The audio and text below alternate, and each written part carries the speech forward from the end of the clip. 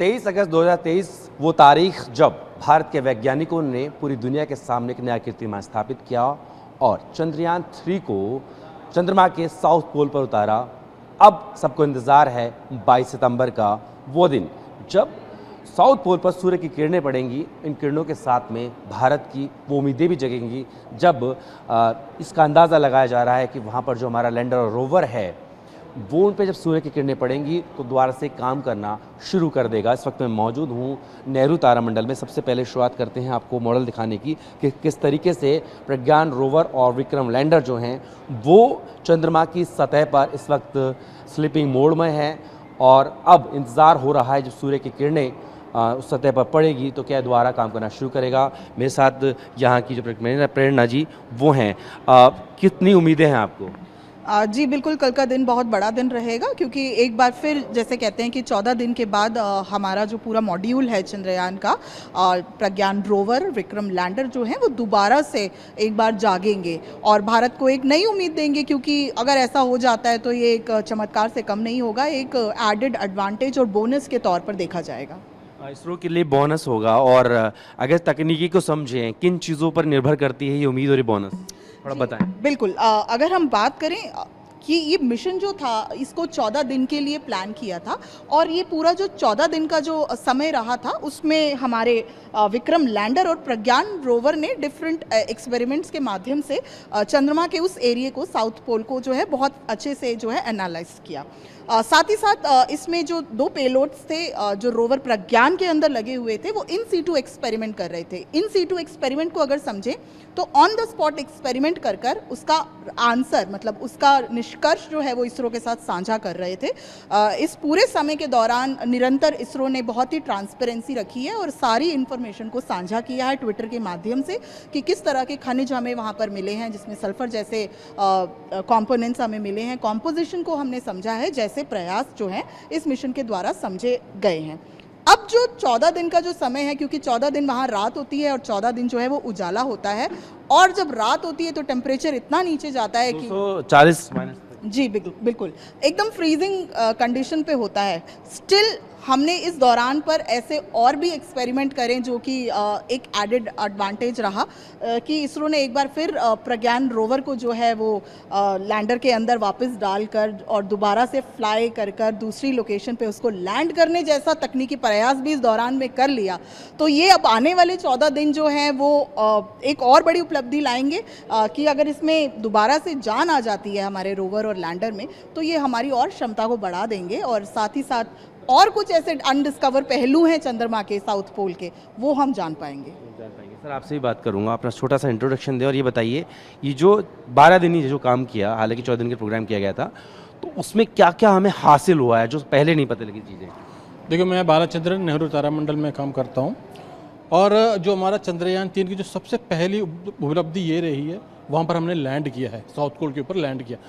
हमारा जो चंद्रयान का 3 का जो फर्स्ट मेन एम वही था सही सलामत वहाँ पर सॉफ्ट लैंडिंग करे साउथ पोल के ऊपर, वो हमने सही सलामत हमने कंप्लीट कर लिया। उसके बाद उसमें से जैसे रोवर प्रज्ञान जो हमारा रोवर है बाहर निकले हैं, धीरे धीरे चला है और बहुत स्लोली चलता है ये।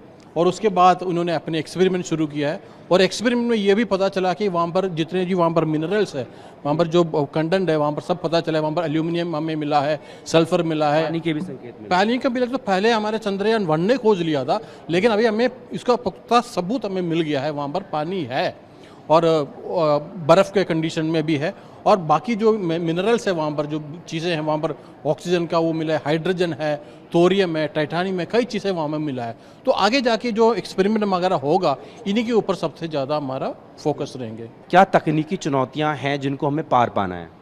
देखो, उसको जगाना बहुत एक चैलेंज तो है ही, क्योंकि जो सूर्य के जो सबसे पहले जो किरण उनके ऊपर पड़ेगा, हमारा जो सोलर पैनल जो प्रज्ञान के ऊपर लगा हुआ है ऊपर पड़ेगा, वो चार्ज हो जाएगा।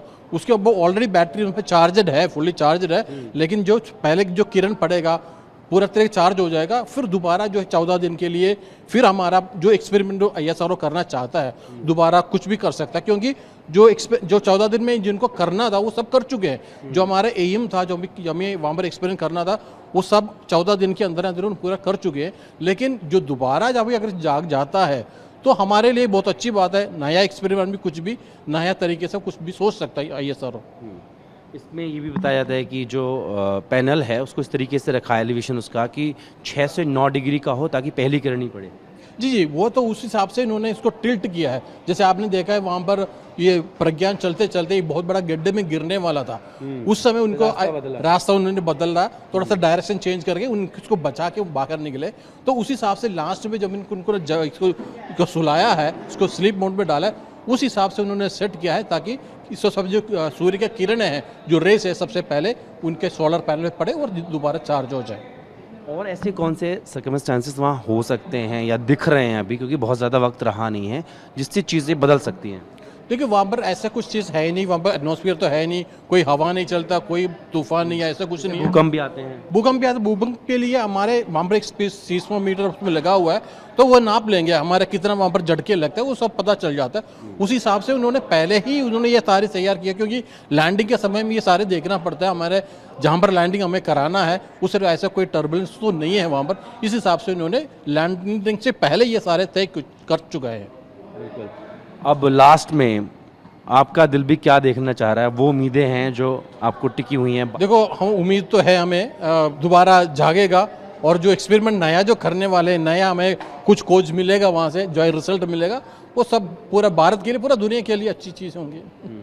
भारत ही नहीं, पूरी दुनिया के लिए नहीं चीज़। जी डेफिनेटली, जैसे सर ने बोला, इसी पे मैं ऐड करना चाहूँगी। सबसे बड़ा तो अगर हम देखें कि निष्कर्ष जो निकलेगा वो ये निकलेगा कि इतने टेम्परेचर, -डिग्री टेम्परेचर को हमारी मशीनरी ने किस तरह से सरवाइव किया और दोबारा से रीएक्टिवेट हो जाता है, तो ये किसी चमत्कार से कम नहीं होगा। अगर नहीं भी अगर होता है तो हम अपने सारे एक्सपेरिमेंट जो हैं वो सफलता से कर चुके हैं।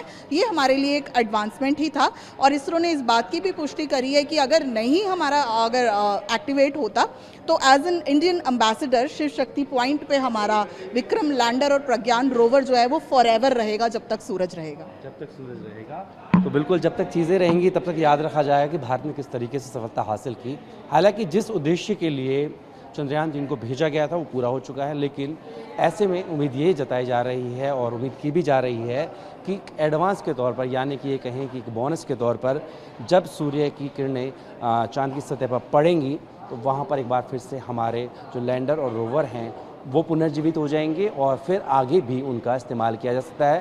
और उसको ख्याल रखते हुए इसमें लिथियम बैटरी का इस्तेमाल किया गया है, क्योंकि वहाँ पर आधा महीना दिन होता है, आधा महीना रात होता है। जब रात होती है जो टेम्परेचर है वो -240 डिग्री तक पहुंच जाता है। अब इन चुनौतियों को कितना पार कर एक बार फिर से ये मिशन आगे बढ़ता है, इस पर नज़र सबकी टिकी हुई है। अपनी होगी नदीम के साथ जुटीन भाटी।